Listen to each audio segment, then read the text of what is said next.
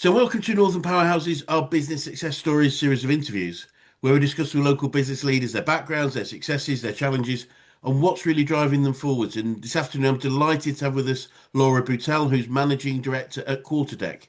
So, firstly, Laura, thank you so much for spending some time with us. And if you'd like to introduce yourself, Quarterdeck, what you do, how you help people, that would be wonderful. Okay, it's a pleasure. Hello, Chris. Thank you for having me. So yes, I'm Laura, MD at Quarterdeck. Have been so for the last 13 years. We do leadership training and Brilliant. all of the skills involved in leadership training. And I suppose what makes us different, what makes us stand out, what makes our customers keep coming back year after year with more of their people is the fact that we get long-term behavioural results. So instead of, you read a book, you have a go for a couple of weeks, and then a bit of stress sort of puts you back to where you were in your old habits. Our format, our training format, and our focus enables people to achieve life-changing results, really. So we often get emails dropping into our inbox from people who were on the course 10 years ago or whatever, Wonderful. saying, just wanted to let I've been through a bit of a rough patch and I've been using all of my quarter deck techniques, and, this in particular has particularly helped me, or, something like that. One of our customers recently said she came to us because she heard someone at a networking event saying, I went on this course 9 years ago and I'm still putting everything into effect Brilliant. and it's changed my life. And she went over and said, who is this person you're talking about? And she Brilliant. said, "Oh, it's Laura from Quarterdeck." So yeah, we've got 5 franchisees now. So we are spreading the Brilliant. Quarterdeck love and building up over the UK now. So yeah, it's great. Love it. Very rewarding job. Brilliant. Fantastic. Now, this is a very simple question with, I'm sure, a very, very complex answer. But and I'm not going to limit you how long you answer, but what would you say are the key facets of a great leader? Well, actually, I think surprisingly, over the 13 years I've been immersed in the world of leadership, I haven't particularly changed my mind, but I've been surprised, I think, by the characteristics of a great leader that I would say now. Yep. In that, I suppose, like a lot of people, I used to think that being supremely confident, being a great presenter, things like that were a really important part of leadership. And I don't think that at all now. I think humility, integrity, and being able to listen Yep. I suppose that I would say that that was the three. And I think humility and listening are absolutely tied together, Yep. because a humble leader is one who asks questions and who listens, who's curious. Why are you saying that? Yeah. What makes you think that? How can I be better? How can we be better? And what I think is that quiet leaders do a better job now. So rather than being someone who's geeing everyone up and motivating and being inspiring, I think a quiet leader who gives people the time of day, makes people feel important, uh, uses people's experience and lack of experience to learn from and do a better job on the daily is what would make a great leader. Brilliant. Great. Wonderful.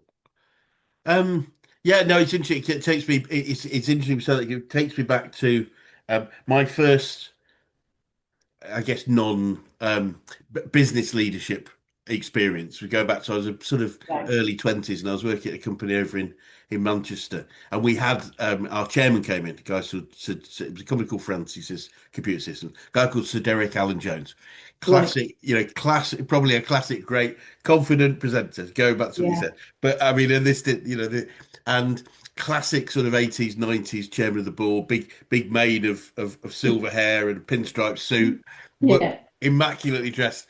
And I do remember, I said there was probably about 500 of us in this auditorium, half an hour, Monday morning, rouse the troops, Yeah. and you could see, and I know this is not, as you say, probably changed over time, but you could almost see the chest pumping out of the people there, and Mm. we're all amazing. And I'm sure for a period of time he'd increased the productivity of all of us by 10%, 20%. And I just remember that as being that's really fascinating. That's one Mm. person making a massive difference to a whole bunch of people. Um, Yeah, of different to what we talk about today, but at that time it was probably fit for purpose. yeah, and I think I'm not saying that that never has its place. No, no, no. I totally get that. Yeah. Yeah, it obviously does sometimes, but I think the workplace is changing. Yes. Couldn't agree You more. know, we're no longer in the 80s with the fist pumping and Yes. all that kind of stuff. I was actually just talking about this with my sister this morning, just back from holiday, so we were catching up. And something got us onto the topic of, oh, it was, she took all her boys, she's got three boys, took her three boys and their girlfriends on holiday. And she was talking about, how kind and gentle and supportive they all were with each other. And I said, that's what I see about the youth of today. Yeah. They're a kinder Yes. generation, they're more understanding. There's less banter, and there's more, yeah, I see where you're coming from. And Yeah. yeah, don't worry about it. We'll work it out. Yeah. And kindness and compliments and Yeah. bigging each other up and supporting each other. And I think that's absolutely lovely. I said to my 12-year-old daughter the other day, I said, you make me a better person because you only ever say kind things Lovely. about people. So, yeah, I think, yes, there's still a place for the It was.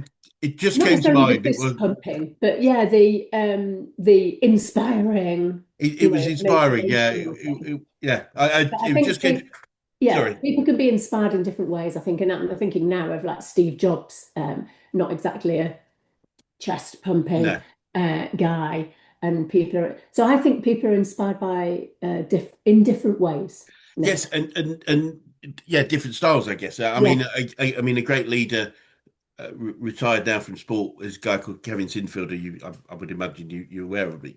might And have heard of him. Yeah, yeah, yes, and a very humble, very quite quiet guy that yeah, listened a lot, massively. And again, as you said, totally different style, yeah, and perhaps more for these times. So, yeah. so Laura, before we sort of get into more detail, perhaps you'd be kind enough to tell us a little bit more about your background, how you got into business, and why this particular one for you. Okay, well, I've had what's very euphemistically called a portfolio career, in Yep. that I tried to be an accountant when I first left university the first time, and I found it mind-blowingly dull.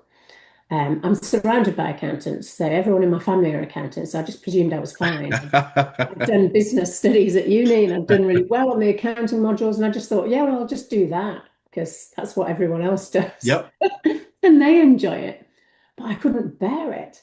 So I resigned after 2 months and left and went to the greater excitement of the police force. So Right. I was a police officer for 5 years, Wow. which I loved and didn't love. Obviously you don't see the happier side of life very Yeah. often.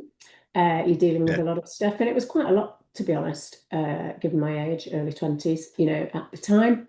Um, I then left the police force because I had an opportunity to live in my parents' house and not pay any rent or mortgage for a while because they went off to China for 2 years.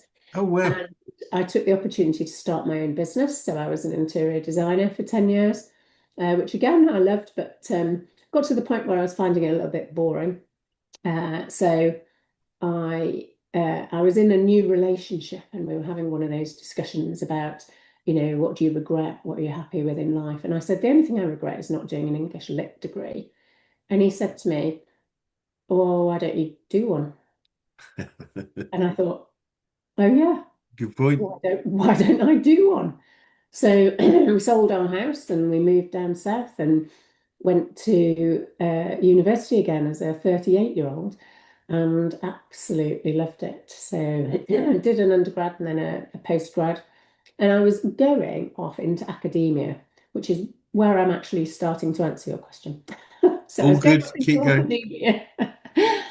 going to take a doctorate, do a doctorate, and was, a little bit anxious about it because I wasn't quite sure that it was the right path. Yeah. And at the time, we were also trying for a baby. Chris and I were trying for a baby, and it really wasn't going very well. So I'd had four miscarriages by this time, Mm.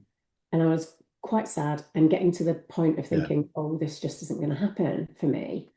And I was seeing it, pregnant women everywhere and women with babies everywhere, and feeling very woe is me. And Chris got a bit sick of it, really, Chris, my husband, and he said to me, how long is this going to go on for? Because this isn't much fun. And I had a real wake-up call. Oh my God, not only am I not going to have a baby, I might not have a husband very soon. Yeah. Yeah. So what I did was I picked up the phone to my father-in-law, who used to run this business, but it was called To Inspire then. He used to run our course, and I said to him, I think I need to come on one of your courses. So I drove up to Harrogate every week for 6 weeks, and I did the course. And week three, I have to say, changed my life. It's all about, it's still our week three. I mean, obviously there's modifications and things like that Yeah. put in, but it's essentially still the same. And it's all about choosing our attitude and how often we choose our attitude every day and things like that. So so I did the course and I loved it. And it really changed how I dealt with my world and my life. Yeah. We have got a daughter now that you already know Brilliant. about. Brilliant. And Chris and I are very happy. And about 6 months or so later, we were in a chat with my father-in-law, Rob, and he was talking about retiring. So Chris and I made the decision to move back up north and give the business a go. And I just delayed my entry to my PhD for a year while we did that. And then the rest is history, basically. Brilliant. What a great I loved story. it. It went well. Yeah. What a So wonderful. it's a full of ups and downs, Chris. Yeah, and that's life, isn't it? I mean, goodness, it's Isn't it? Yeah. it so is, and it's just like as is business, and I think it's just like accepting. In fact, um, our CEO said to me many years ago when he was talking about business more than life, but I think the same. He said, "Is it Yeah. because business is about the job of a business owner is problem solving." But Yeah. if you don't like problems, business isn't always the best place to be, and it's just accepting that there's always going to be another challenge. Yeah. And I think you mentioned earlier, absolutely, it's about how we choose to react to that challenge and Yeah. respond to that challenge. That's the key thing. Oh, Goodness, yeah. I mean, I've known, incredibly successful business people that have sold out for, 100 million plus and things. And, their problems don't stop no, overnight. no, They still experience ways, and it's just that it's the human condition. So for me, leadership and life is about strategies. You wake up and yep, you're in a bit of a bad mood. Okay, what strategy are you going to use so that you don't impact the rest of your day or the yes, rest of your family's day or anyone else that you come into contact with? What strategy have you got a strategy? yeah, If you haven't, then you need one. If there's someone on your team you don't like, what strategy are you going to use? It's all about strategies, I think. yes, absolutely. So since taking over Mm. the business, what if you look back on that, what are some of the issues and challenges you've had to overcome? Oh, well, getting it off the ground. Um, Yep. Robert was very well known and very well respected, and I was not Rob. I didn't have a business in background, and I thought, why is anyone going to listen to me and what I've got to say? But what I have realized over time is that I'm not I'm not dealing with people as I'm not business coaching them. I mean, action coach, all about business coaching. That's absolutely not my bag. Yes. No, Right? I you're right. don't look at your business and talk about how you can be better. All I do is look at you and Yeah. think, how could you be better? Yeah. And Yeah. obviously I take all the information 360 from the people who know you well and everything. And so I'm not a business expert, but what I'm an expert in is getting the best out of the people around you. Brilliant. So, that includes my daughter and my husband and Yeah. my parents and, my family, just as much as the people I work with. Yes. because for us at Quarterdeck, you're very much one person and we work on a whole person basis. So you don't give everyone at work the best you and then go home and give them the dregs No. because you're exhausted. Again, it's about strategies. What can you do to make sure that the people you love most in the world actually get the best of you, as well Yes. as the people who pay you wages? Yeah, I mean, and it's so important, isn't it? Because the truth of the matter is, you're with the people at home a lot longer than you with the people at work, and but Yeah, yeah, it's they're so more easy. important to you. Absolutely, They're more important to you. And absolutely. also, if they one day say, I'm not happy, can we talk?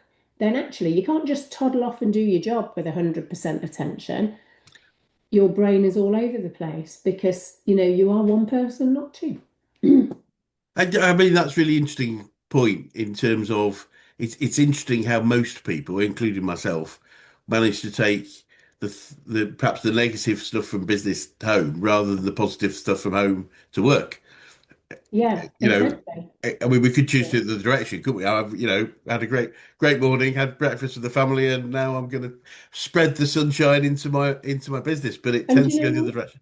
It does, and that's part of what our course is about. And I've got an aim in life, and that's to be, the friendliest, warmest person that person has come across that day, right? Brilliant. So that means it doesn't matter whether you walk past me, walking your dog, you should have a positive interaction with me, or I'm buying my lunch off you, or, I'm buying my petrol off you. Your interaction with me will be a positive human Brilliant. interaction that should hopefully improve your day, not Brilliant. make it worse. The job of a leader is to multiply, that book multiplies. It's to multiply, it's to make the best out of everyone, to get the best out of Yes. everyone, not to diminish. So Yes. why would we diminish someone that we're buying petrol off by not treating them as a human and a lovely person? Absolutely. And actually what I find is when I go around with that attitude and with that outlook on life, I just have so many lovely interactions all the time. Actually, harking back to COVID, there was some research done at the time that said those little interactions, those little positive interactions that we have with random people that we don't know, um, having to go without those is actually much more damaging than I think they ever realised, than science ever realised, Right. because we are a collaborative species. Yeah.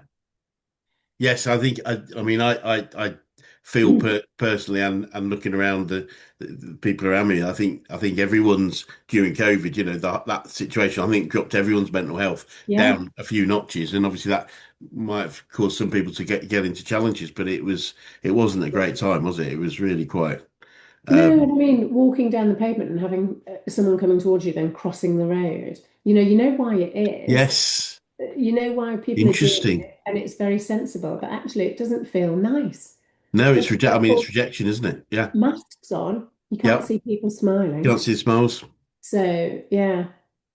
That's no, it's really Mm. interesting. Yeah, I not thought about that level, but it is that because our subconscious is looking at those signals. So even though we logically would say, well, they've moved across the road to avoid infection and they've Yeah, got a mask on, it's like, oh, they don't like me and they're not even smiling at me. yeah, Interesting. exactly. Mm.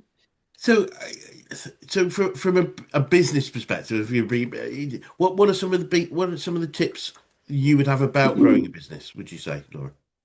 Well, for me, you won't be surprised to hear, it's all about relationships, Yes, brilliant. relationship building.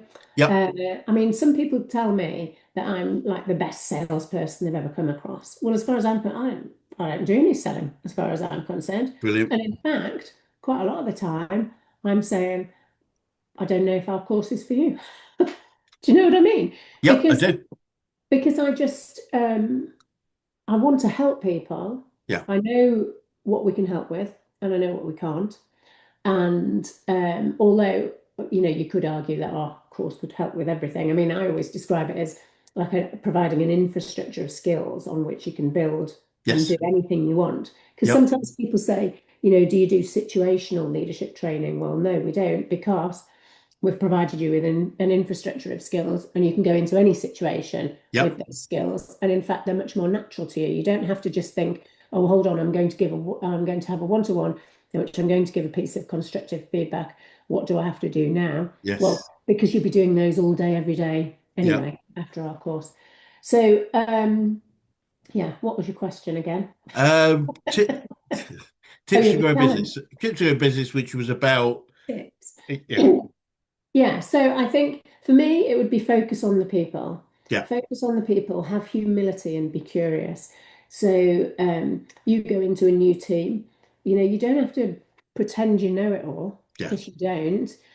Sit down with each one of them. Tell me what your experience of the team is. Tell me what we could do better. Tell me, where we're going wrong. Get it. If you talk to people or you ask people questions like that and you just listen from the first yes, interaction with them, then what you're going to build is trust, right? And that's the most important thing. When you've got trust, you can communicate anything to anyone. Like yeah, I do that on a daily basis. I give 360 results to people, and sometimes I'm giving feedback that they might not want to hear. So, yes, I spend the first 10 or 15 minutes of any call building trust, just chatting, just listening, getting to know yes, people personally. Who have you got at home? Who do you love? What are you into? Like, oh, what are your dogs? Oh, go and get them for me. Let me have a look at them. That kind of thing. So that I'm building trust because then I can say, somebody on this form says, you can occasionally lose your rag. You know, do you recognize that? And what they know is that it's coming from me from a place of curiosity and yeah, interest and understanding, not yes, from a place of criticism. yeah, So I would advise everyone to focus on the relationships. If you have happy people in your organization, they're 30% more productive. Everyone wants that, yeah. So let's absolutely. focus on making the people happy.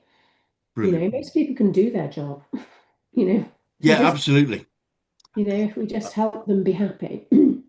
Yeah, no, yeah, I couldn't agree more. I actually just, I was having a conversation about leaders and leadership a few days ago, and we were talking about, I can't remember how the conversation went particularly, but my suggestion to the person was a great leader doesn't necessarily have to know how to get to a certain place in the future, but they do Okay. have to have the belief that they can get there, and it's filling in the gaps together as a team. It's Well, that. exactly. Is that Yeah. would that fit with you? I'm keen to the Yeah, I always say, look, it's not your job to do it all. It's your job yes, to make sure it's done, but it's not your job to do it all. It's not even your job to know it all. You don't have to know no, how to do things. You've got experts within the business who know yes, how, but all you have to do is listen, yeah, be led by their wisdom.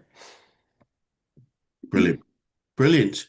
And it's coaching. I mean, you talk about coaching. Obviously, we're a coaching Mm. organisation. I'm keen to know who the best coaches you've worked with, whether that is business or sport, life in general. Who has had the biggest impact on you as a coach or leader? Well, um, I have worked with a few coaches. I've tried out a lot of coaches. Um, but I think I'm quite a demanding person to work with. And yeah, I mean, this doesn't make me sound great, but one chap told me I was uncoachable, right? Right. And I said, I'm not uncoachable. I just No. want someone who's better than me. Yes, I would suggest the phrase is "you're uncoachable by me" would be the phrase, would be Yeah, sensible. I'm not the good enough coach, and that's yeah. I've Or said not that just not of. the right coach. Sorry, yes, yeah, I wanted someone who was better than me, who could challenge me, who could intimidate me a little bit because actually, that makes me work hard when I'm a little bit like, oh my God, what's he going to think when I next see him? So I wanted someone strong like that. I didn't want someone who was going to take me through, and this is what I don't like about a lot of coaching and a lot of leadership training, that you take people through the same path, yeah, right? Coaching session one, we do this, coaching session yes. two, Oh, we do yeah, yeah, yeah, right? And as a coach, I am not like that at all. yeah, And so I do quite a lot of individual coaching. And in the intro chat, I always say, right, I'm not like other coaches. I'm not going to take you on a journey of, understanding yourself. What I'm going to do, I said, I'm busy. I say things like this: I'm busy, you're busy. I want to know what's causing you issues in your life. We'll sort those out. I'll send you away to practice doing new ways of doing things. Come back, see what results you get. We should be done in 4 to 6 sessions, right? 4 to 6 weeks. Boom. You know where I am. If you need me for anything else, you come back. Yeah. Right. And obviously that appeals to a certain type of people, a Yeah. certain type of person. I'm not like a ruminatory coach, Yeah. why are you doing that? That kind of thing. Yeah. I'm much more about strategies, sorting things out, moving on. But I am about taking 100% responsibility. So the person who I'm coaching has got to take 100% responsibility for their own behavior and, their impact Yeah. on themselves and others around. And I'm more than willing to do that. But the only person who's really ever been able to properly coach me, I think, and hold me to account is my husband. Right. And that's part of what I found attractive about him in the first place, in that he thinks differently, thinks very Yeah. differently from me and from most people that I've been around, and questions things a lot. And he will never ever let me off the hook, but in a curiosity way, Yeah. So he might say, why do you think that saying something like that to someone will make it better? I'll be like, yeah, why do I think that? Maybe it Yeah. won't, and yeah, I think he's really, really changed how I approach a lot of situations.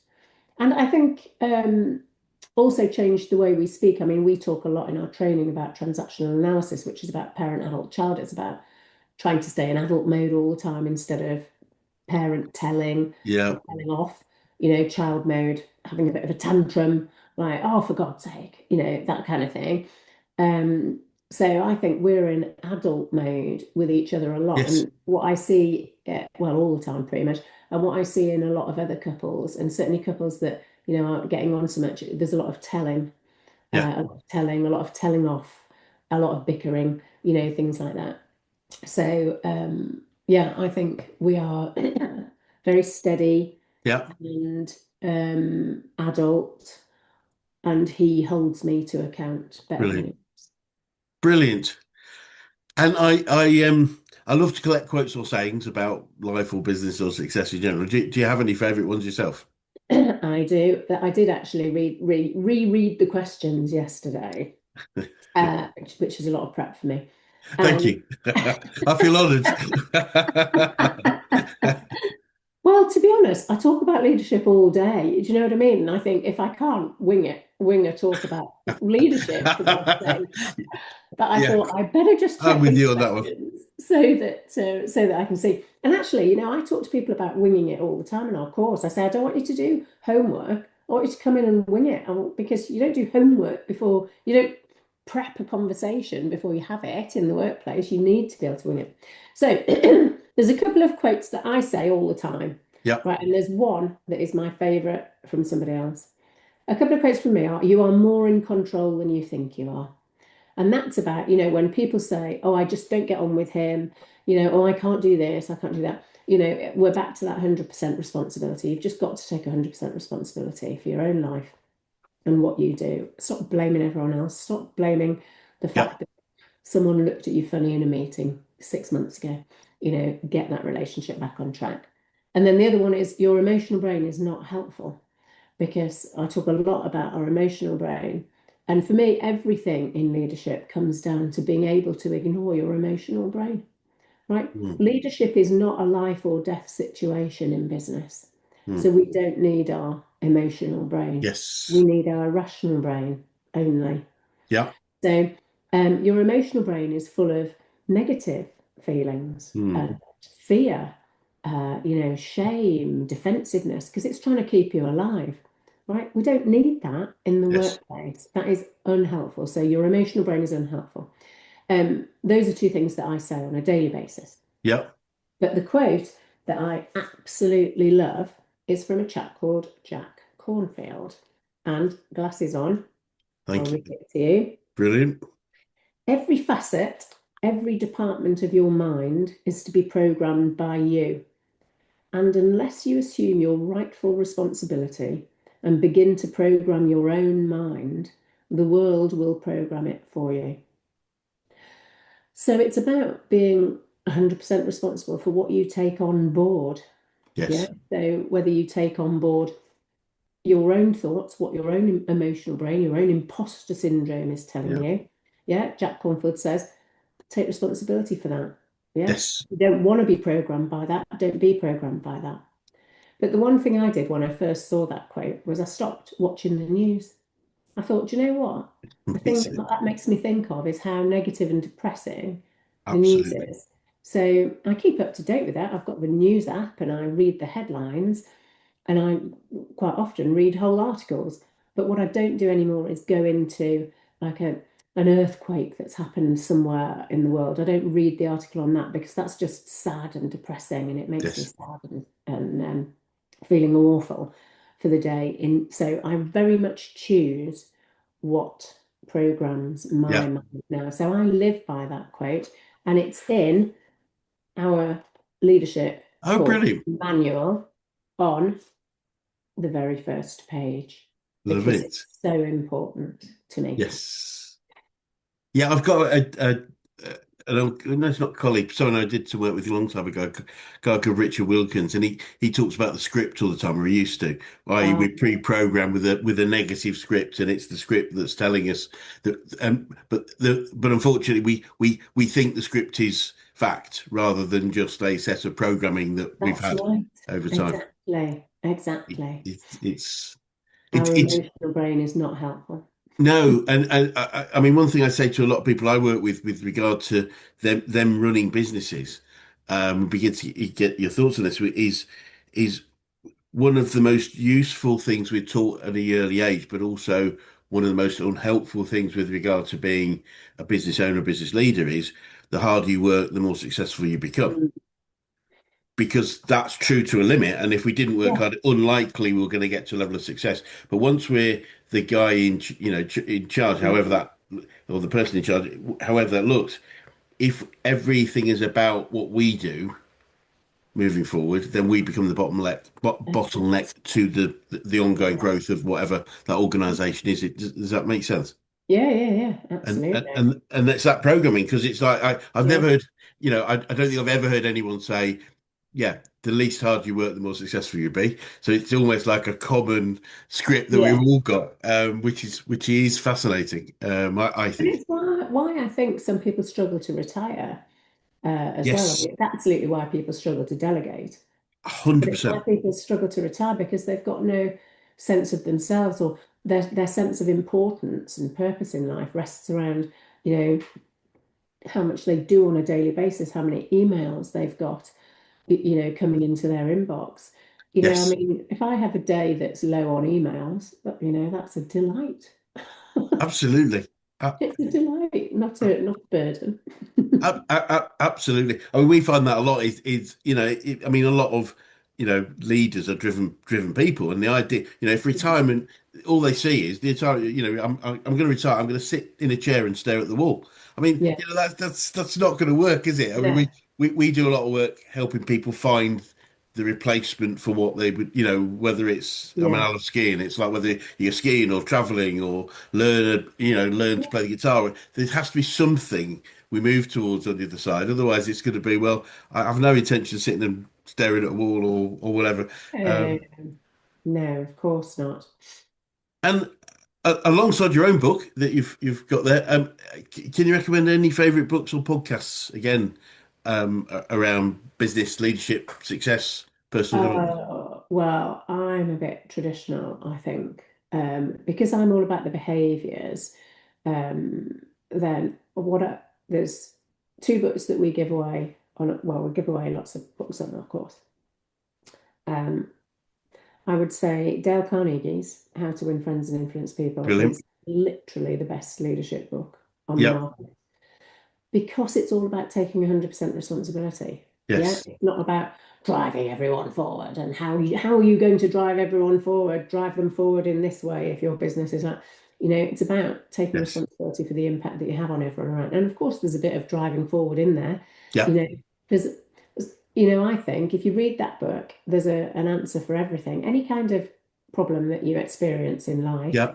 Dale Carnegie answers how Yeah. to deal with it in that book. So that's a fantastic book. Uh, Covey's Seven Habits, Yeah. absolutely fine. If you only read two leadership books, those are the two to do it Brilliant. and put them into effect, obviously, not just read them and ignore them. Yep. And two other books that I really, really rate are the first three chapters of The Chimp Paradox. I don't think you have to read beyond that. And Deep Work by Cal Newport. So that's about learning and learning to focus in a very distracted world. And it's about the power of focused work. Interesting. So, yeah, because I mean, everyone, you say to someone, how are you? And they say busy, don't they? Well, I'm not interested in that. I want to know why are you busy? What are you doing? Yeah. How are you working? Are you working efficiently and effectively, or are you being a busy fool? So Yes. lots of people are busy fools, including me in the past. But Deep Work is a fantastic book Interesting. about taking control of your own uh, self because you can't manage time. So time management is a misnomer. You Yeah. can only manage Yeah. yourself. So Yes. self-management, and Yeah. it's about getting those things in place in your diary and sticking to them to such an extent, 80/20, that you control your workload and your Brilliant. workload doesn't control you. Brilliant. So yeah, it's a super book. I interviewed somebody, I won't mention the name, or who they were, but I remember them saying it was really interesting. I think we chatted afterwards that they joined the army and they had very, very, or quite severe ADHD. Yeah, And they joined the army, and the army had two jobs for them. One was military police, and the other was bomb disposal expert.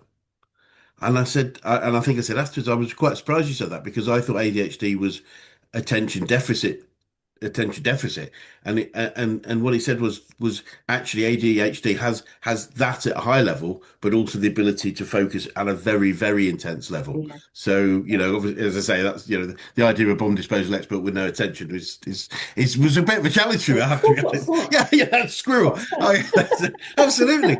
But no, that's exactly what I thought about. But he said no, it's one or two things. I'm either like up here, or I'm absolutely deep diving more than Yeah. anyone else around me, which I found fascinating. And the thing about leaders and management is that we can't deep dive for very long ever. No, Yeah. So if you're a maker kind of mind, if you're a yeah, dev, a dev type, then you might be able to focus in blocks of half a day, yeah, or even a full day. Whereas for managers and leaders, it tends to be an hour or yeah, 2 hours.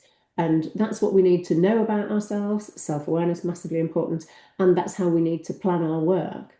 yes, So I know how I work. I know when I'm at my best. I know yes, that I'm better talking to people in an afternoon and doing brain work in the morning.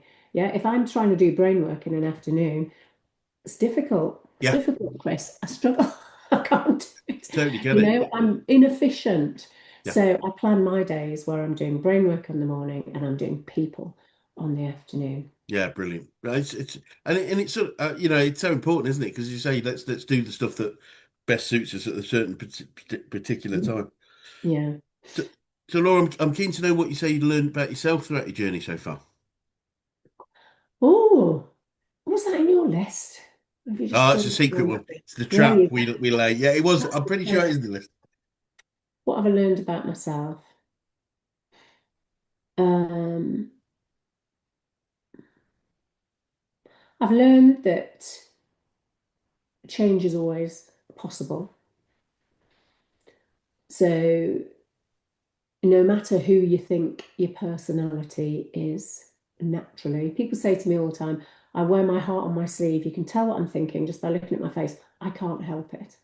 Right? Well, that's not true. Um, I I have changed. I've changed a huge amount about my personality without changing who I am. Yes, So I've become a better version of me over the years I've been immersed in leadership. Not the best version yet, Chris. That is yet to come. I'm sure it is. Right, But a much better version. brilliant. Um, I've learned that kindness in every situation is always possible Yep. and always gets you better results. Uh, I've learned that I need a lot of time to decompress and recharge after I've been with people, and I have my strategies to it. So instead of waiting until I blow up now, I recognize when that is likely to happen, and I have strategies in place to deal with that. Brilliant. And I've also learned that not everybody uh, likes me, and that's okay. I think I've learned to deal with um, disappointments in terms of people who, there's been people in my life who I've loved.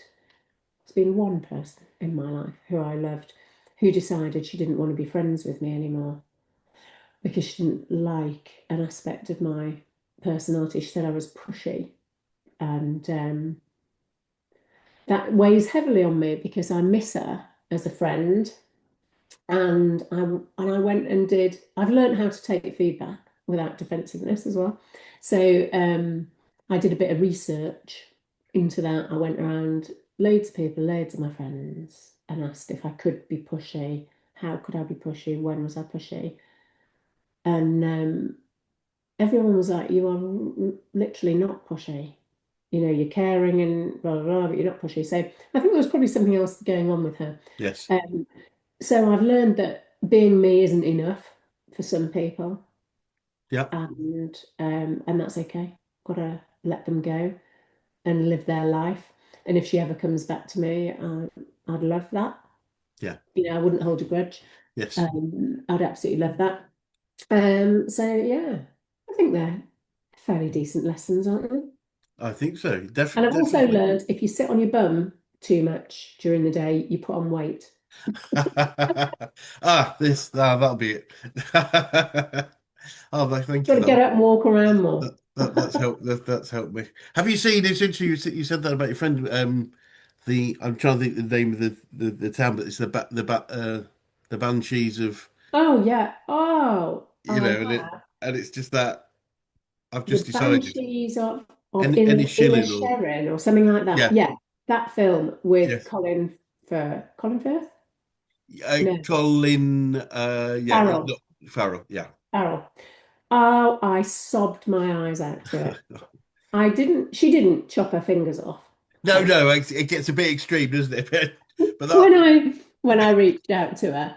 But yeah, I do people didn't like that film. A lot of people I know didn't like that film, and I suppose maybe if they haven't experienced that, it didn't touch them, but it touched me in all the right places, and I felt I wouldn't say cathartic, I would say broken I, at the end of it.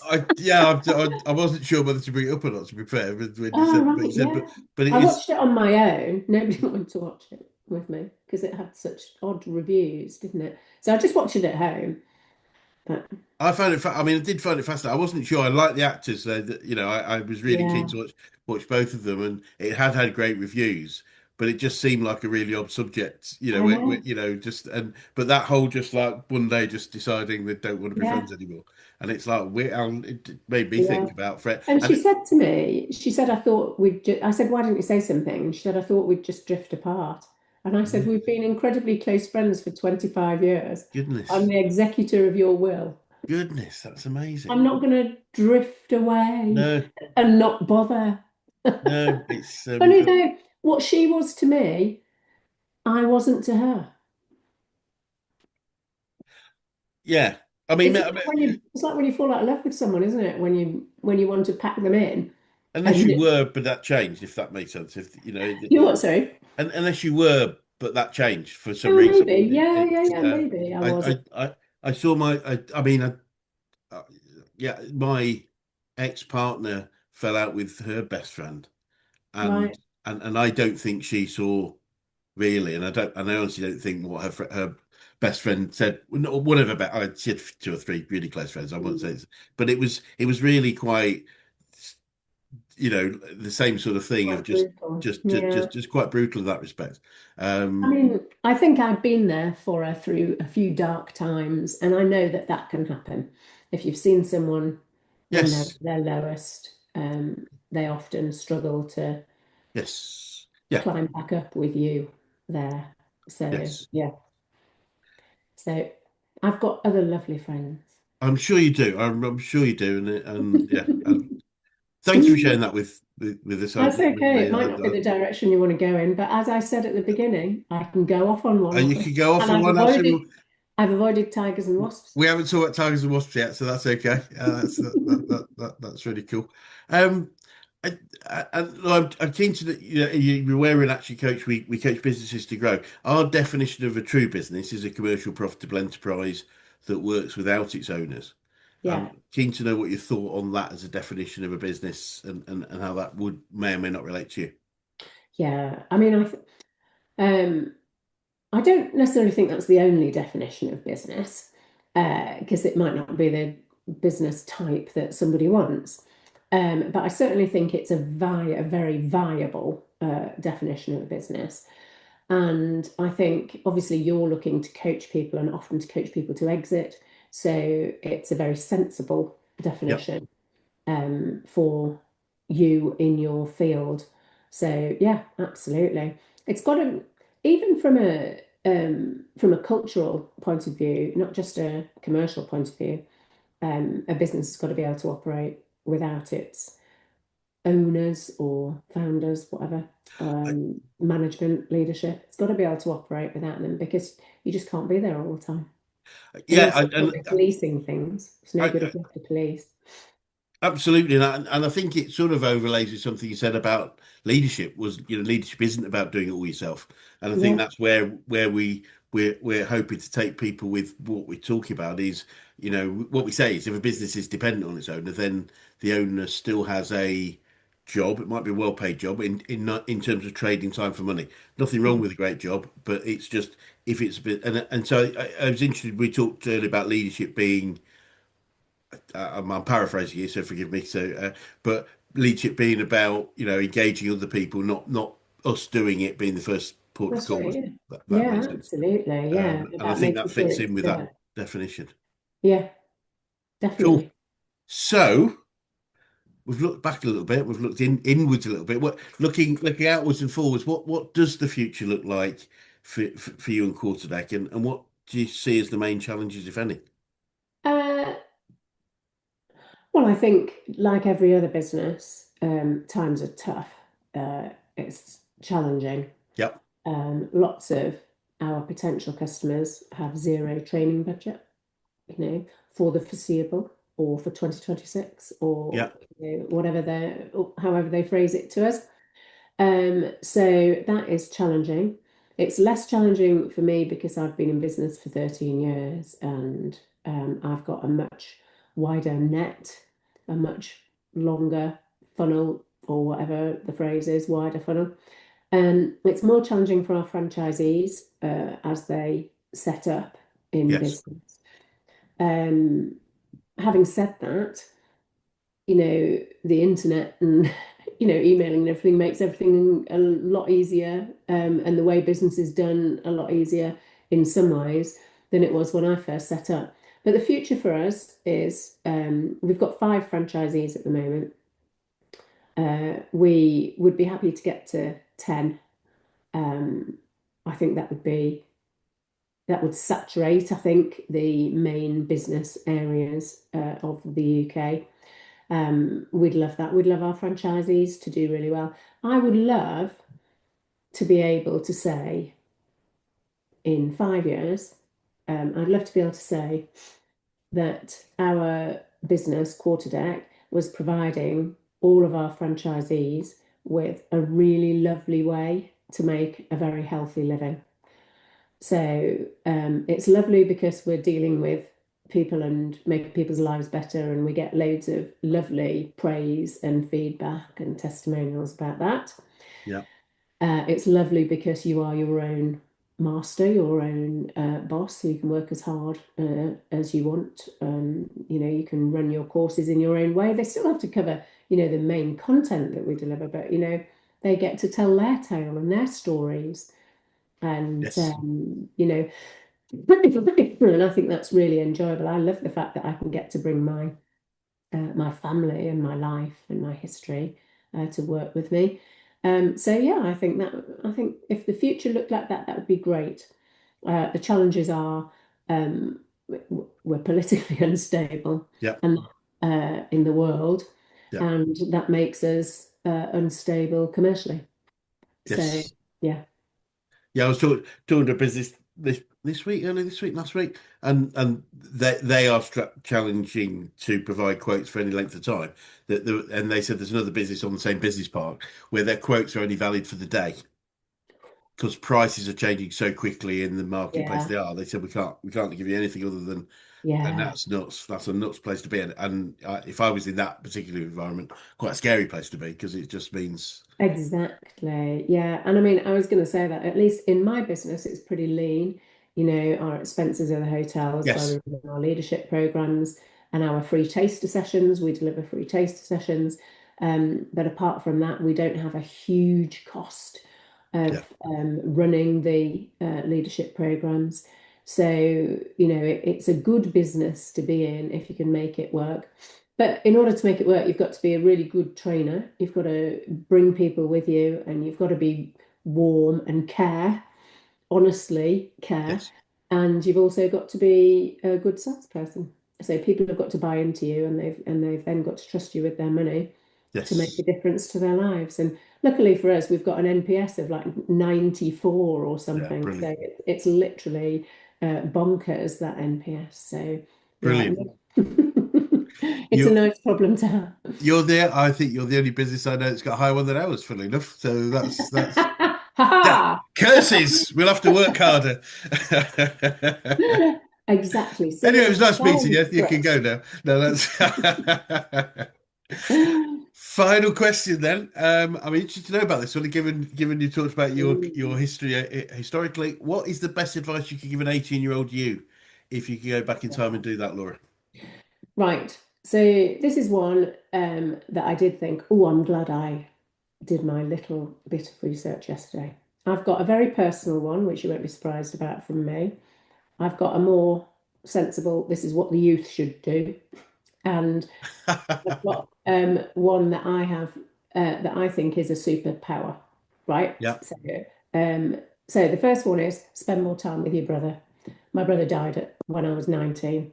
Mm, He was killed in a motorbike accident, and I goodness. spent a lot of time with him. But you never know when your last day is with the people you love, Yeah. which is another reason to be the kindest, most wonderful person you can be all the time. The second one is put your savings into ISAs and pensions as soon as you possibly can. Stocks and shares, ISAs and pensions. That's what everyone youthful should be doing.